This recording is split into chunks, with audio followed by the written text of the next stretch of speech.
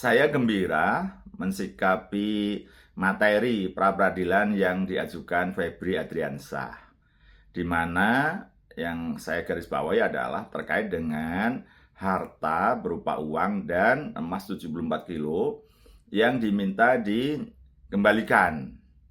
Nah, dengan begitu malah ini justru membuktikan bahwa barang emas 74 kilo dan uang hampir 500 miliar itu adalah memang miliknya Febri. Karena apa? Dalam posisi ini pemohonnya adalah Febri. Sehingga ketika dia meminta itu dikembalikan berarti otomatis itu dia mengakui itu barangnya, itu uangnya.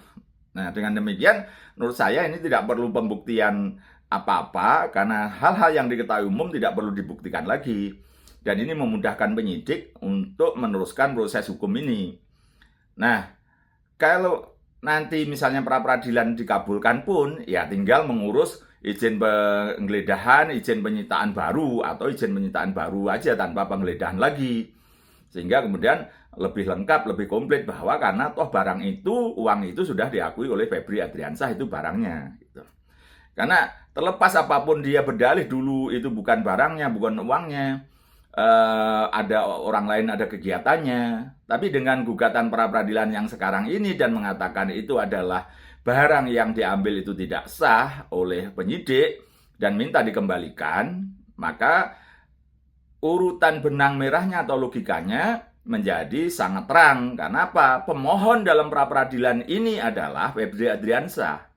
Nah, berbeda kalau dulu rencana menurut lawyernya Don Rito yaitu Handika Honggowongso itu mengatakan ada orang lain yang akan mengajukan gugatan di luar Don Rito dan di luar Febri Adriansyah gitu, berarti itu barang milik orang lain.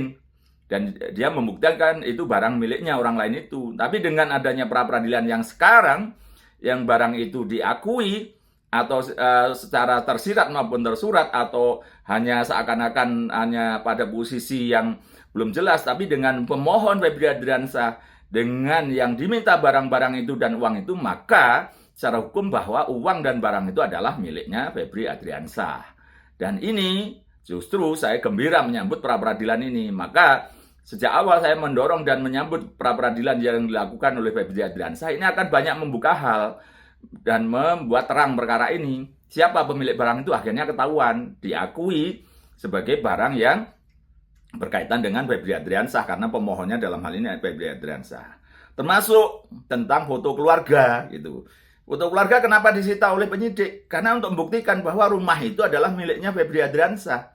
Karena apa? Buktinya ada foto keluarga di situ, gitu loh. Kalau bukan milik Febri Adriansyah, nggak mungkin foto keluarga akan dipasang di situ. Jadi ini namanya bukti petunjuk, gitu loh. Jadi dengan meminta uang, meminta emas, meminta termasuk foto keluarga, itu justru membuktikan bahwa semua barang dan uang dan foto tadi dan rumah itu adalah milik Febri Adriansyah.